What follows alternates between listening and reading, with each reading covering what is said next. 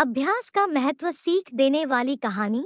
दोस्तों, ये कहानी प्राचीन काल के समय की है, जिस समय लोग अपने बच्चों को पढ़ने के लिए गुरुकुल भेजा करते थे और वहीं बच्चे अपनी शिक्षा ग्रहण करते थे। एक बार एक लड़का जिसका नाम वीर था, उसके माता पिता ने उसकी पढ़ाई के लिए उसे गुरुकुल भेजा, लेकिन वो लड़का पढ़ाई में बहुत ही कमजोर था। बाकी लड़कों की तुलना में उसे कोई भी पाठ याद नहीं हो पाता था। उसके गुरु ने उसको पढ़ाने की हर संभव कोशिश की, लेकिन वो उसे पढ़ा न सके। अंत हार कर उन्होंने एक दिन उसे अपने पास बुलाया और कहा कि अब मुझे नहीं लगता कि तुम पढ़ सकते हो। तुम अपने घर वापस चले जाओ और अपने माता पिता के काम में हाथ बटाओ।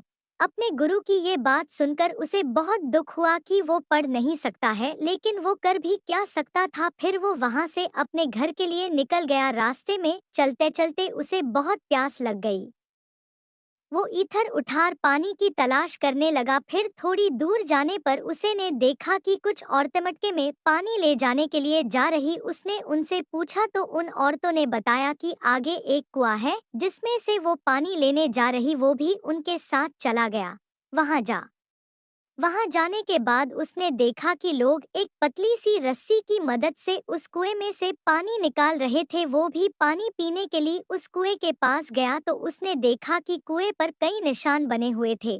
तो उसने वहां जो औरतें थी उनसे पूछा कि ये निशान कैसे, तो उन्होंने बताया कि ये निशान रस्सी के कारण कुएं पर पड़ गए हैं। तो उसने कहा कि इतनी छोटी सी कोमल रस्सी से इस पत्थर के कुएं पर निशान कैसे पड़ गए। तो उन्होंने बताया कि हर दिन लोग इस रस्सी की मदद से कुएं में से पानी निकालते हैं और हर दिन रस्सी के रगड़ने के कारण इस कुएं पर निशान पड़ गए हैं।